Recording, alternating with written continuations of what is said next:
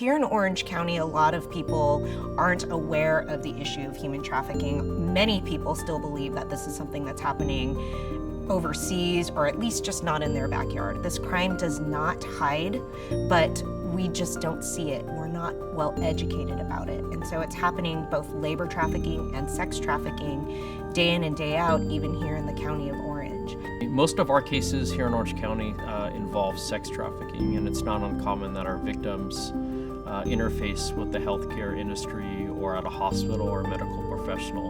Up to 88% of survivors reported seeing a healthcare provider while being trafficked.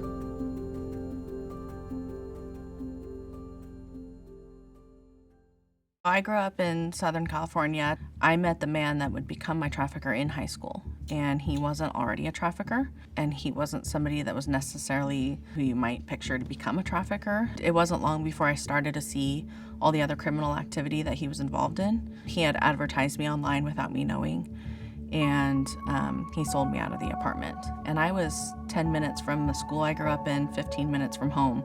Experience really started as a very young child. It's the first time I experienced sexual abuse. I grew up in a home environment that had a lot of abuse, and a lot of times I felt like my voice was very shut out. I didn't feel like I had the confidence or even just the right communication or the words to say to be able to ask for help. You know, I always wondered if someone would have just noticed, if that would have helped me early on, because I ended up spending over 10 years in the commercial sex industry. It's not easy to tell people, strangers, that you've made it back home after being sold by replying to an ad on Facebook for a room for rent just because you're trying to run away from domestic violence. Originally from Mexico City, Mexico, I migrated to the United States when I was a minor, not by choice. It was more because of my dysfunctional family, the corruption in my home country, the violence, and the lack of a support system. When I was forced to migrate, I was looking for the American dream, and unfortunately, I ended up being trafficked. I'm a survivor of labor trafficking.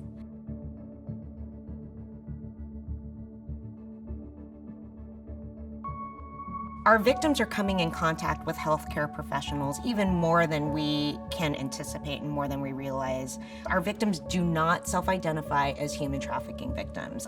And it really does take just a little bit of time, in all honesty too, a little bit or a lot of training to understand how it is that we can then better identify who is this person that's in front of us and what is it that they need that I might be missing. And many times as an immigrant, instead of talking to you, they talk to their trafficker because he's doing the translation for you. That's one of the biggest challenges, being noticed or having someone to care, no matter how you look and without stereotyping. When I got away from my trafficker, I went to an urgent care. It's 100 pounds. I had a branding.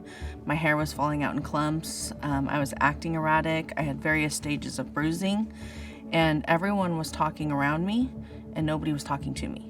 On the physical side, we're seeing that our victims are commonly assaulted. You'll see cuts, bruises. We'll see some of these victims have some type of branding that might be associated to the trafficker. Our victims generally are uncooperative and aren't forthcoming. The victims might not be forthcoming about what occurred or maybe what they're doing or what their lifestyle is. If something doesn't add up, that they contact the police so that we can investigate further. My trafficker had beat me up. I went to the emergency room, and I think that was the opportunity. I was so ready to leave. I was so just ready to get the help.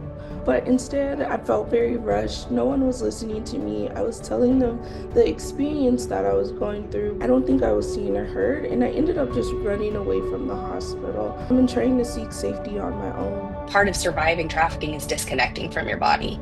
And so if we're healing, we're moving into this place where we're reconnecting with our bodies, and we oftentimes need medical care because of that. And so we're showing up at different places in our life, but we're showing up to healthcare systems. But we're also showing up because, okay, I'm out and I'm trying to take care of the damage of what's been done to me, and I need a little extra care to be able to do that, so I come back again. I think that it takes a village And whoever's treating this patient needs to understand that you yourself can't be the village for this patient. You can only do so much. And the healthy measure in that would be going and getting someone who is equipped for that as well, because if we can get someone who's trauma informed and trauma forward, then this would be more of a success. Public safety is really a team effort, and healthcare providers provide a very important piece of that. When we're thinking about a comprehensive, evidence-based approach to healthcare and anti-human trafficking, we think about the pillars. We want to make sure that we have accurate and up-to-date education. The second one is having a policy. Having a policy surrounding anti-human trafficking that defines what it is. It also has to include, how do you respond? It's really making sure that we're collaborating with outside agencies. I want to make sure that my patients have what they need going forward and feel that it's a safe space. You could have all the training and all the degrees, and all of those things are really valid and important, but it comes down to basic human kindness. If you take the time and show that you care, then you're at least planting the seed, if not getting them to open up to you. For me, if I wanted somebody to believe in me, I wanted to go back to the girl that was going to play college volleyball, and I wanted them to see me as that person, and that I was still that person. I had some trauma now, but I still had potential. I still had a whole life left to live. If they just showed me that they believed in me, it really would have made all the difference. You don't see the work play out right in front of you. Rest assured, 10 years down the line, the person that you see in that office is gonna be a changed person. It's gonna be a different person who's grown because of you. A lot of people get into healthcare because you have this compassion or empathy, or there was something there as a child. I remember that was a dream for me as a child. Like, maybe I can grow up and one day I could be in the healthcare industry to be able to help others. And so there is this really great opportunity to be able to make an impact and make a difference in people's lives, especially in the lives of victims or people who don't see hope in the moment, but just to know that it does exist.